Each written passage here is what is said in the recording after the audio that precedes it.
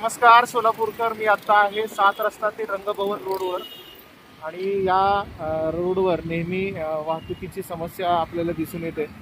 सोलापुरात वाहतूक समस्येमध्ये वेगळी कारणं आहेत। त्याच्यामध्ये एक प्रमुख कारण म्हणजे रस्त्याच्या कडेला अशा पद्धतीने उभे असलेले वाहनं।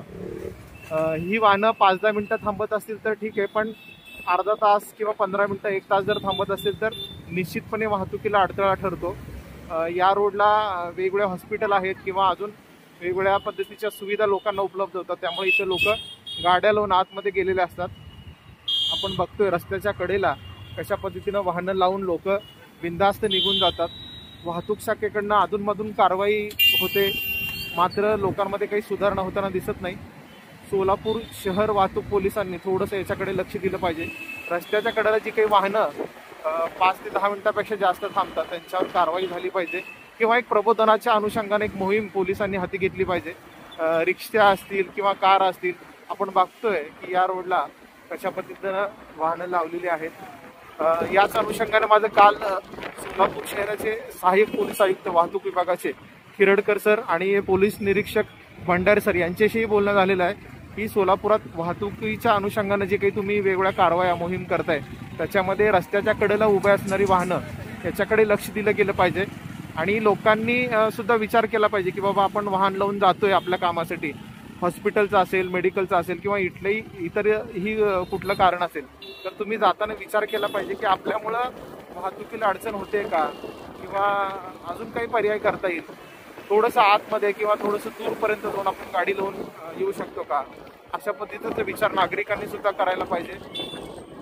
सोलापूर शहरामध्ये वाहतुकीची समस्यामध्ये वाढ होते, खास करून 7 रस्ता रंगभवन रस्ता असेल किंवा आपलं नवी वेस्ट पोलीस चौकीची छत्रपती शिवाजी महाराज चौक परिसर असेल, या ठिकाणी कायम सातत्याने वाहतुकीची अडथळा दिसतोय। आता सुद्धा या रोडला बघा तुम्ही, गाड्या थांबलेल्या आहेत, तिकडे सुद्धा आपल्याला गाड्या थांबलेल्या दिसतात। मध्ये जर एखादा माणूस बसलेला असेल तर ठीक आहे, तो 5-10 मिनिटांमध्ये निघून जाऊ शकतो, पण गाडी लावून लोक जर बिनधास्त जात असतील तर पोलिसांनी त्यांच्यावर कारवाई करायला पाहिजे। आणि अवेअरनेसच्या अनुषंगाने सुद्धा एखादी मोहीम सोलापूर शहर वाहतूक पोलिसांनी हाती घ्यायला पाहिजे। रस्त्याच्या कडेला बिनधास्त लोक वाहनं लावून निघून जातात आणि वाहतुकीला अडथळा ठरत राहतो।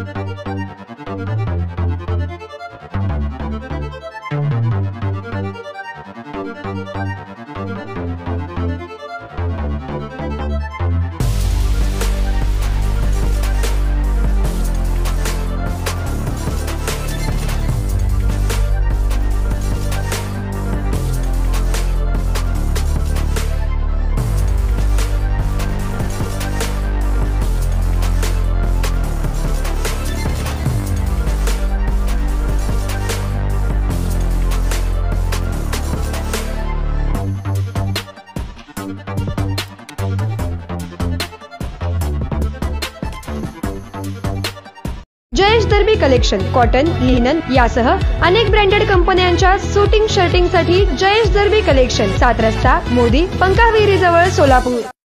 Mayur classic AC banquet hall अब शादी के लिए मिलेगा सिर्फ 1 लाख रुपए में। Mayur classic AC banquet hall, July Solapur. Management by spice end ice events.